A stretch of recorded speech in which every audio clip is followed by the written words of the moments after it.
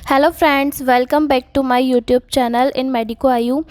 आज बात करेंगे हम हेयर लॉस क्या होता है, हेयर शेडिंग क्या होती है और इन दोनों में क्या डिफरेंस है। हेयर लॉस में आपको ट्रीटमेंट की ज़रूरत पड़ती है, पर हेयर शेडिंग में आपको ट्रीटमेंट की ज़रूरत नहीं पड़ती। अगर आपने नोटिस किया है कि आपके पिलो में, आपके हेयर ब्रश में, आपके टॉवल पे या फिर आपके रूम सरफेस पर जगह जगह आपको आपके गिरते हुए बाल दिखाई देते हैं, झड़ते हुए बालों की संख्या आपको बढ़ती हुई नज़र आती है, तो आपको चिंता नहीं करनी है। आपको यह वीडियो पूरा देखना है और इसको कम्प्लीटली इस वीडियो को देखने के बाद आप ट्रीटमेंट ले सकते हैं और आप समझ सकते हैं कि क्या क्या कारण होते हैं हेयर लॉस के। उन कारणों को आप ठीक करेंगे और आपके हेयर लॉस की प्रॉब्लम बिल्कुल ही ख़त्म हो जाएगी। So don't worry about this and watch the video. 50 से 100 बाल टूटना डेली, यह बहुत ही नॉर्मल है। अगर आपके 100 से ज़्यादा बाल टूटते हैं तो यह एबनॉर्मल हो सकता है। अगर आपकी बॉडी किसी भी प्रकार की एंजाइटी में है, चिंता में है, टेंशन आपको है, स्ट्रेस आपको है, तो आपकी बॉडी अलग तरीके से वर्क करने लग जाती है और आपकी बॉडी आपके बाल गिराती है। जब भी ज़रूरत से ज़्यादा आपके अगर हेयर लॉस होते हैं, हेयर शेडिंग होती है, तो उसे एक्सेसिव हेयर शेडिंग कहा जाता है, जिसको कहा जाता है टेलोजन एफ्लूवियम। यह क्या है? यह हेयर शेडिंग सबसे ज़्यादा उनमें होती है जिसने अभी अभी एक न्यू बॉर्न को जन्म दिया है, या फिर उसने इमीडिएटली अपना 10 to 25 kg वेट को कम किया है। अगर बहुत ज़्यादा आप में स्ट्रेस है, या फिर किसी की डेथ हो जाती है, या कोई डिवोर्स हो जाता है, या कोई जॉब छूट जाती है, ब्रेकअप आपका हो जाता है, या किसी भी प्रकार की टेंशन, स्ट्रेस, फीवर है, डिज़ीज़ है, कोई रिसेंटली आपका ऑपरेशन हुआ है, मेजर डिजीज़ है, कोई बीमारी से आप अभी अभी उठे हैं, या फिर आपने बर्थ कंट्रोल पिल्स अभी अभी बंद करी है, तो ये चेंजेस आना आपके नॉर्मली है। ये स्वाभाविक चेंजेस है। तो इस प्रकार के चेंजेस से बॉडी थोड़ा ज़्यादा आपकी हेयर शेडिंग करने लग जाती है और धीरे धीरे आप नोटिस करते हैं कि 2 से 3 मंथ बाद कंटिन्यू आप नोटिस करते हैं कि आपके काफ़ी ज़्यादा बाल गिर रहे हैं। और कई बार फीमेल्स ऐसा भी फील करती है कि उनके डिलीवरी के बाद काफ़ी ज़्यादा बाल गिर रहे हैं, और यह चौथे महीने तक आपके पीक लेवल पर हेयर लॉस पहुंच जाता है और सबसे ज़्यादा हेयर फॉल होने लगता है, एंड आफ्टर ये धीरे धीरे कम होने लग जाता है। यह नॉर्मल है, यह टेम्प्रेरी है, यह ठीक हो जाएगा। तो please don't worry about it. आपको चिंता नहीं करनी है। जैसे जैसे आपकी बॉडी एडजस्ट करती है, उस स्ट्रेसफुल सिचुएशन से आपकी बॉडी आपको बाहर निकालती है, तो आपकी हेयर शेडिंग बिल्कुल बंद हो जाती है। नॉर्मल कंडीशन पर आपके हेयर वापस आ जाते हैं। 6 to 9 मंथ में आपके बाल वापस पहले जैसे हो जाते हैं। हाँ, अगर आप कभी डिप्रेशन में चले जाते हैं या स्ट्रेसफुल जो कंडीशन है वो कभी ख़त्म ही ना होने वाली हो, तो फिर हेयर लॉस का जो शेड्यूल है वो बिल्कुल ही बंद नहीं होगा, वो गिरते ही रहेंगे आपके हेयर। इसको किसी भी प्रकार के ट्रीटमेंट की ज़रूरत नहीं होती है। जब तक आपको ऐसी कंडीशंस रहती है तो आपको टेलोजन और एफ्लूवियम होता रहेगा। एक्सेसिव हेयर शेडिंग को किसी भी प्रकार के ट्रीटमेंट की ज़रूरत नहीं होती है, बस रूटीन हेयर केयर की ज़रूरत होती है।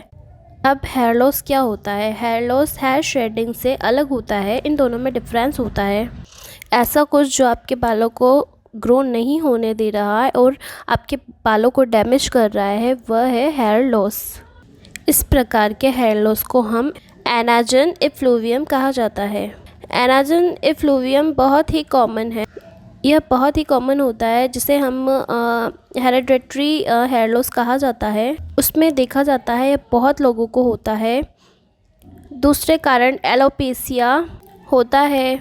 एलोपेसिया एरिएटा, इसमें इम्यून सिस्टम ओवर एक्टिव है, तो आप ही की हेयर सेल्स को डैमेज कर रहा है। कुछ दवाएं आप ले रहे हैं, कुछ ट्रीटमेंट आप ले रहे हैं, तो उसके साइड इफ़ेक्ट में ऐसा होता है। कुछ हेयर स्टाइल्स से भी इसमें इफ़ेक्ट नज़र आता है, जैसे कि आप टाइट चोटी कर रहे हैं, बालों को खींचकर बांध कर रखते हैं, तो बाल खिंचते हैं और बाल गिरने लगते हैं। तो सामने से हेयर लॉस होता है, इसे ट्रैक्शन एलोपेशिया कहते हैं। आपने देखा होगा आगे से बाल उड़ जाते हैं, आगे से बाल गिरे हुए नज़र आते हैं, थोड़ा गंजापन सा दिखाई देता है, तो उससे ट्रैक्शन हेयर लॉस कहा जाता है। हेयर केयर प्रोडक्ट सही से इस्तेमाल नहीं करने से भी यह होता है, चाहे वह प्रोडक्ट लगाने वाले हो या हेयर यूज़ करने वाले हो, चाहे आयरन हो या फिर कुछ भी आपके जो प्रोडक्ट्स होते हैं उनकी वजह से भी आपको हेयर लॉस होता है। या फिर साइकोलॉजिकल प्रॉब्लम, जिससे कि हेयर को खींचना, जिससे कि आपकी कंपल्सन हो जाता है, और कंपल्सिव डिसऑर्डर, जिसमें कि आप हेयर खींच कर तोड़ कर निकालते हैं, तो उसकी वजह से भी आपको हेयर लॉस होता है। तो इस केस में, इस कंडीशंस में सारी प्रॉब्लम्स को ठीक करना बहुत ज़रूरी हो जाता है। दवाइयाँ हैं तो दवाइयाँ बंद करनी पड़ेगी, इम्यून सिस्टम है तो इम्यून सिस्टम को थोड़ा ठीक करना ज़रूरी होता है, और अगर इम्यून प्रॉब्लम है तो इम्यून प्रॉब्लम को सही करना ज़रूरी होता है, उनके लिए ट्रीटमेंट लेना ज़रूरी हो जाता है। अगर आपको हेयर लॉस हो रहा है तो हेयर जब तक इन कारणों को बंद नहीं कर देंगे, जब तक हेयर लॉस होता रहेगा और हेयर रिग्रो नहीं होंगे। फॉर एग्ज़ाम्पल, अगर पेशेंट जिसका कीमोथेरेपी चल रहा है, रेडिएशन थेरेपी चल रहा है कैंसर के लिए, तो उसमें उसके बहुत सारे बाल झड़ते हैं, वो गंजे तक हो जाते हैं। तो इस केस में जब ट्रीटमेंट जब तक चलता है, जब तक कीमोथेरेपी चलती है, जब तक बाल नहीं आते हैं, लेकिन ट्रीटमेंट ख़त्म होने के बाद, साइकिल ख़त्म होने के बाद बाल वापस आ जाते हैं। तो ये सब चीज़ें होती है। तो इस कारण इसको देखा जाए तो जब कारण ख़त्म हो जाता है तो बाल वापस से आ जाते हैं। अगर आपको लगता है कि आपके हेयर लॉस का कारण कोई ऐसी दवा है जिसे आप ले रहे हैं, तो दवा खुद से बंद नहीं करें, आपके डॉक्टर से जाकर बात करें।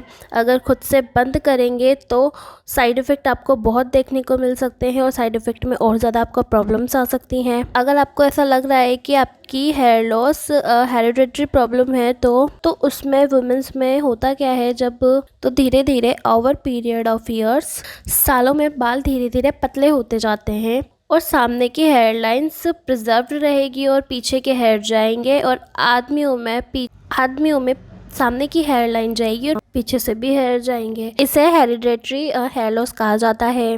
हेरिडिटरी हेयर लॉस ज़्यादातर ट्रीटमेंट पर रिस्पॉन्स कम करता है, और आगे चलकर आपके बाल जाएंगे ही जाएंगे, क्योंकि यह हेरिडिटरी प्रॉब्लम्स है, ये जेनेटिक प्रॉब्लम्स है, जेनेटिक कॉज के अंदर ये आ जाती है। तो हो सकता है आपको रिप्लेसमेंट कराना पड़े, आपको हेयर ट्रांसप्लांट करवाना पड़े। So that's what is it. So treatment से हेल्प मिलती है ज़्यादातर लोगों को, लेकिन सबको नहीं मिल सकती।